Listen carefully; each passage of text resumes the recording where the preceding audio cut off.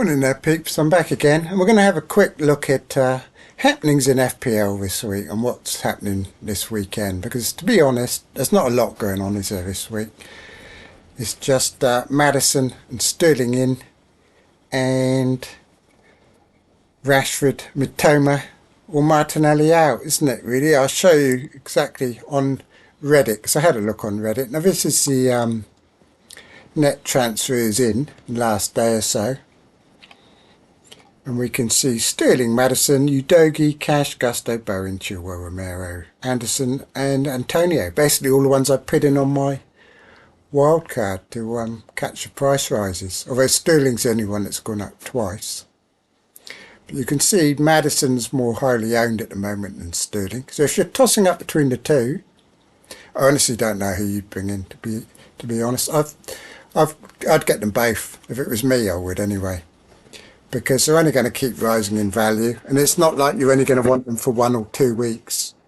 These are players that I think you're going to want for a while, really, until they get injured.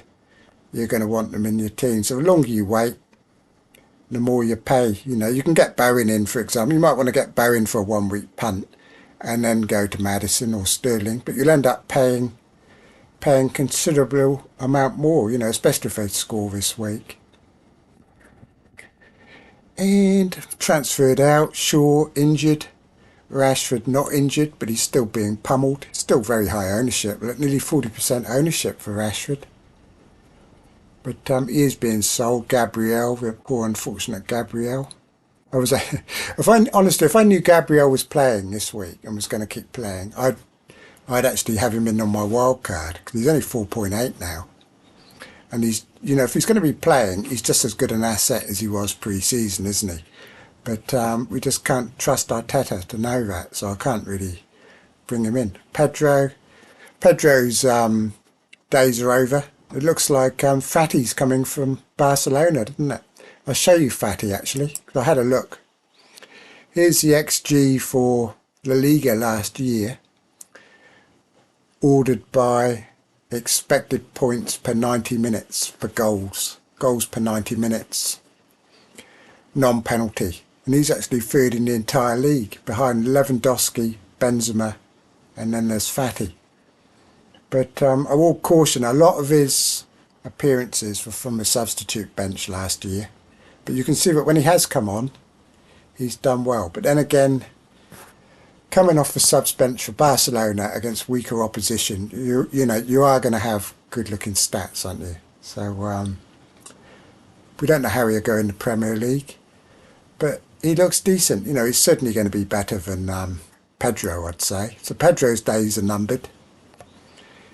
And Mitoma, terrible fixtures. Five of the next 6 are awful. You can understand why people are taking him out. Van Dijk sent off, might have it extended. Akanji didn't play. Martinelli, now he's another one. He's been a disappointment. Arsenal have been a disappointment. It's all Arteta's fault, basically. But whether Arteta's going to persist with this ridiculous new system of his, or whether Jesus is going to come back, Martinelli's going to go back to being a brilliant fantasy asset, we just don't know, do we? So you could well wait a week. If it was me and I wasn't on my wild card, I'd have probably taken Mitoma out and left Martinelli in.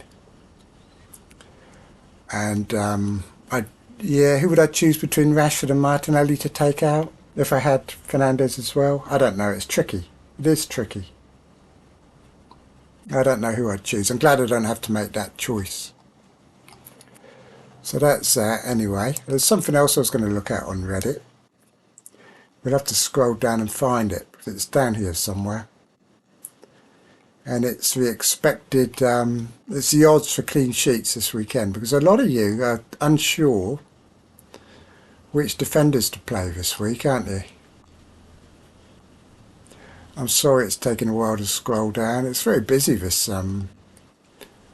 website. This is it here, clean sheet odds. So everyone's got the same defender, so it's easy for me to talk about this, isn't it, really? Because you've all got Sterling or Gusto, so obviously you play them. Now, Henry, you play him if you've got a Brentford defender. I think that's pretty clear. Saliba, I'm not so sure, because if you've got Udogi as well, I'd put Udogi above Saliba, definitely, because of his attacking potential. And according to the clean sheets, they've got an equal chance of keeping a clean sheet this week. So you definitely play Udogi over Saliba. Now, Sheffield United, Baldock, has got an equal chance of a clean sheet as the Arsenal and the Tottenham defenders. But he's obviously less attacking, so he'd be below them. Now, the big question is about Estupinian. So I can pronounce it now, Estupinian. I think that's right, isn't it? So who would you play him over? Because that's what a lot of people want to know. I'd certainly play him ahead of Baldock. I don't think I'd play him ahead of Udogi, because in terms of attacking, they're both pretty good attacking wise, and Tottenham have a better chance for a clean sheet. So I'd play Udogi over Estupinian. But I think Saliba and Estupinian is very close. I think I'd probably play Estupinian ahead of Saliba because of the extra attacking returns that Brighton have. You know, well, Estupinian has. Although against Newcastle, I'm not this is why I got rid of my Brighton assets, because I think he can't play as a striker when he's playing the likes of Newcastle, Liverpool and Man City, can he? So we're going to see a different Estupinian, I think. We're going to see a much more defensive one, because if they try and attack like he has been, they're just going to lose. And you know, we've lost their midfielders, good holding midfielders, so they're just going to lose if they start playing him as a centre forward all the time. What's that about? Fantasy Football Hub has ruined YouTuber videos. Well, it's ruined everything else, so it wouldn't be a surprise, would it? Now I'm going to show you something funny here, peeps, because there's been a bit of controversy in the week. Oh, this is my wildcard, so we've got to have a quick look. So I've stuck all these in, all the usual suspects that are going out, but I won't be keeping Bowen. He'll be Fernandez. And I'm not sure about Mbeumo yet. He could be Foden. But the rest of them are all pretty much in there in the wild card, I think. I think Anderson's quite good. I know he scored at the weekend, and, you know, you put someone in who's scored a goal. But it's for the price rises. But also, he's had quite a few other shots as well. I think he's decent. He's a good player. And Palace have got decent fixtures. So I'm happy to have him in there. Saliba might go. Cash will stay, because he's well named, basically. He's only there for the cash, because I think I'm going to better get a profit out of him. So, but I want to show you my keeper rotation, because I've come up with a cracking good keeper rotation in Areola and Leno, because a lot of you are struggling with your keepers, and this is a real top-notch rotation. Honestly is. I hadn't looked at it before, and I looked and I thought, that's bloody amazing. I mean, look at this. It's incredible. So this week I get a West Ham keeper against Luton. Then next week I'll get my Fulham keeper against Luton. You don't get much better than that, do you? And then then I have to play him away at Palace, which isn't the best, but it's not terrible. But then the following week I get Sheffield United at home for my West Ham keeper. And then again, the week after that, lo and behold, Fulham have got Sheffield United at home. So in the next 5 weeks, I get Luton twice and Sheffield United twice. It just doesn't get better than that. They'd be the 4 of the best fixtures in the entire calendar. And it keeps going. There's one dodgy week where I have to choose between Villa away and Tottenham away. But then it goes back to good ones. And then they've both got Forest coming up, and they've both got this, and they've both got that. So it's a pretty top rotation going into quite a long way. Seem all the way to Christmas time. So I really like the look of that. And Leno's going to go up in price in a day or two as well. Give me a 0.1 cushion. I've already got a 0.1 cushion on Areola. So to me, they look a lot better than Turner. And they're getting another keeper as well, I think, Forest. People that have got Johnson could be in trouble. And as for Trippier, you know, we don't want him. I mean, I know he'll probably get a clean sheet this week, but then again, My goalie's up against the Luton, so you'd expect a clean sheet as well. Anyway, I'll show you something funny now, peeps, because we're going to go and have a look at the overall points. So there's a lot of shenanigans going on, a lot of dodgy business happening. So here's the overall. They're already hundreds of points ahead of my team, look. So the world number one at the moment, done well, triple captain Sterling. He watched this video last week. He thought Sterling's a man, that Nick's done me proud here. I'm going to get Sterling in, I'm making triple captain. So he's done that. And he's number one in the world, and he's from Indonesia. So that's the key point, peeps, he's from Indonesia. So now we're going to go and have a look at the number two team in the world. My mouse isn't working very well, it's on a dodgy book. I'll try it on another book, might move a bit better. So this character played his Wildcard, only got 75 points. I say only, it's still a lot more than we got probably. Number two in the world, Indonesia. So they're doing well, these Indonesians, aren't they? Very well. So we'll go and have a look. Number three in the world, 97 points, triple captain, Sterling. And guess where he's from? I don't think we need to guess, he's from Indonesia. So the fourth in the world, Pebbling of Vega, or Wega. 109 points, triple captain, Sterling. And it goes on and on and on and on. And all these people go down here somewhere. Lots of these dodgy sounding names. I don't know if Monko, where's he from? But he won't be Indonesia, will he? No, he bloody isn't. No, I picked the one that I picked about the only one that isn't from Indonesia. Look, number 20. 85 points, triple captain, Fernandez, Indonesia. So you get the picture. Apparently there's hundreds, literally hundreds of these Indonesian teams. The top 100, 200, completely dominated by them. They've always been using their chips and they've done really well. Now, the only shining light in this whole thing is at number 5. And you can see his team name, Ban FPL Bots. I think we're a bit, we like this guy already, don't we? Ban FPL Bots. Got 106 this week. Another fan of this podcast. Look, he's got Sterling in. He's listened to my advice and he's got Sterling. And he's got 106 points this week. And he's number 5 in the world. Now you look at this guy's leagues and you can see he's a real player. He's in the Black Box League. All of them.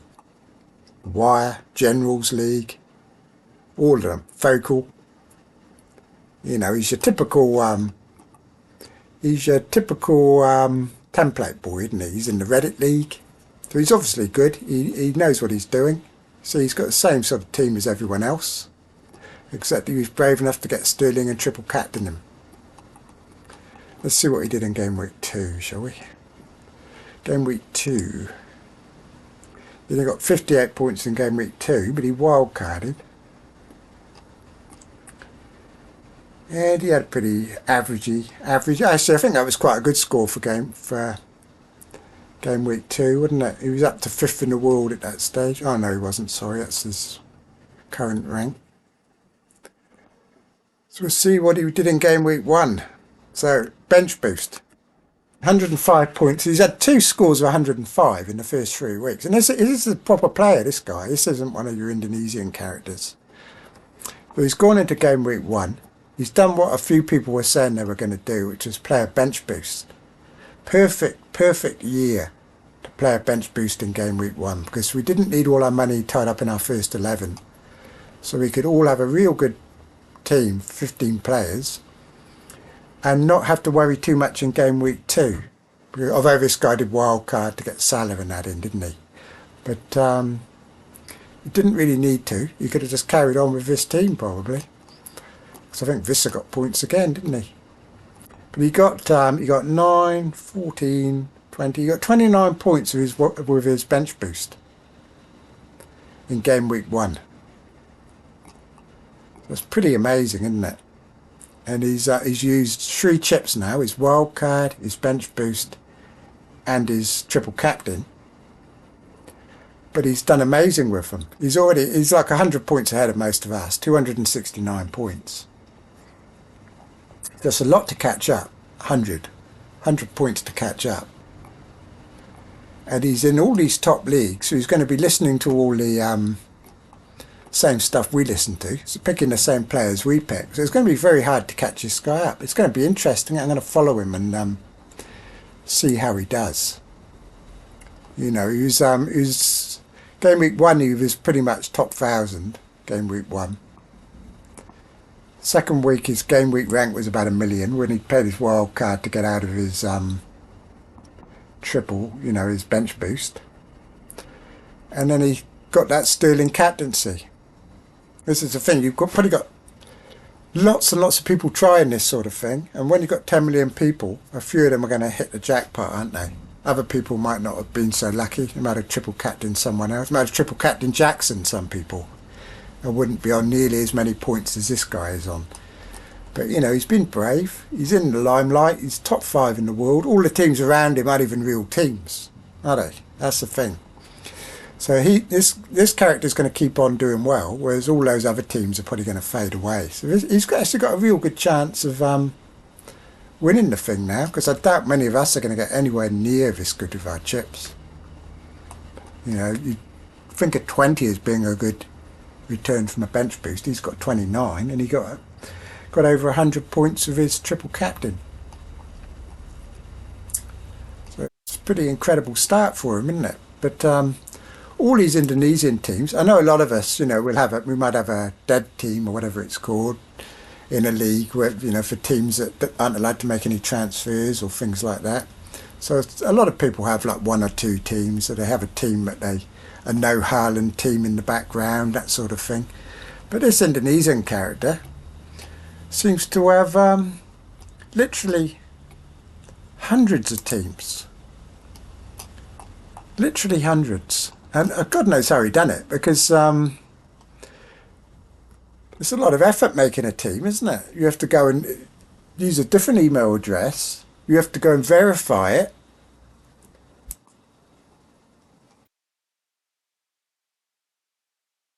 Oh, maybe there aren't. Maybe these ones on the second page aren't him still. I think some of them will be. Here's another one. Look. Triple captain Haaland. Well, that didn't work out for him, did it? But you can see he's tried everything, this character. And I don't know what they're going to do about it, because I thought they would have deleted them all by now, but they're still there. So I think we really need to start having a steward's inquiry about this, rather than going on about when people are making their transfers. It's time for the community to stand up and say, why is this character allowed to have hundreds of teams and get away with it? Because they should all be gone now. That guy in 5th place, all right, he's obviously a proper player. He's taken risks, and he should be rewarded by being #1 in the world now, and he's not, because of all these fake teams around him. And it's, you know, how many people really play this game? That's the question you've got to ask yourself, isn't it? I mean, do FPL really care about all these teams? Because it makes them look good. They've got 10 million users. But how many users have they really got? How many people make a team each week just to get the weekly high score? And other things. You've even got people making teams to try and get the lowest score. I've seen leagues where the goal is to get the least amount of points. All sorts of things. Everyone's cat's got a team, you know. Guilty, you know. But she's a good player. But some of these people with hundreds of teams, it's just ridiculous, isn't it? You know, everyone having a wife's team, not so bad. It's actually being played. But it's just ridiculous. Honestly, you wonder how many teams are actually playing at all. You know, I'd say it would be less than 1 million real teams. But why FPL haven't done anything about it yet, I don't know. So it might be time to ask that question, peeps, I think, and see what can be done, because really they shouldn't be having hundreds. God knows how much work. I mean, I suppose he had 3 weeks to do it, didn't he? Maybe he was like making like 10 teams a day and has just got lucky. Or it could be that he's got thousands of them here that are just further down and no one's noticed. Maybe maybe it's a bot that's making his teams for him. Who would know? I wouldn't know. I'm not that high up in, with computing to know how you can make a shortcut to make more teams. But anyway, peeps, that's about it. And that's me done for the week, I think. I'm just going to have to work my wildcard out. I sorted my keepers out, put a lot more effort in than I did when I got that Pickford at the start of the season. And if I'd taken more effort on that, I might not have needed to wildcard, because I had enough of him. I wanted him gone. And Turner as well, for that matter. So my wildcard, I've only taken 4 out, really. Rashford, Martinelli, Mitoma, and Estupinian. And my 3 bench players and my reserve keeper have changed. So I've changed quite a bit, really. I know I could have gone on without using the wild card quite happily. You get people on Twitter, just like they tell you when you should make your transfers. As trend, they tell you when you should make your wild card as well, don't they? You cannot use a wild card unless you make more than 3 changes in your first 11. Like you get these orders come down from on high. It's just bollocks, isn't it? You play your wild card when you want to play your wild card. Like I said the other day, it's like going for a haircut. I just like to go for a light trim. Mainly because I've got no hair. But in terms of FPL, it's just like a light trim with this team. Tidy it up, get the wild card out of the way, and focus the mind. But midfielders, they're all set. Fernandes instead of Bowen. It'll just be the defenders now. I'm happy with my keepers. And with that note, peeps, I say goodbye. And like and subscribe. And I'm going to get on Twitter now and ask the question of FPL as to why there's untold amounts of teams from Indonesia that are stopping a member of the community who obviously watches all these sort of shows, and he's not number 1 now because of all these Indonesian teams. He deserves to be number 1. He's spunked all his chips up, but fair play to him. And he should be sitting at number 1 in the world now, because a lot of people would like to say they've been number 1 in the world, even if it's just for 1 week. So it's a bit unfair that he's been denied that chance, isn't it? Just because Bakar has made 500 teams, or whoever it is, whoever it might be. Anyway, peeps, I'm off now, and I'll talk to you all later. Okay then, so cheers for now then, peeps. All right, bye.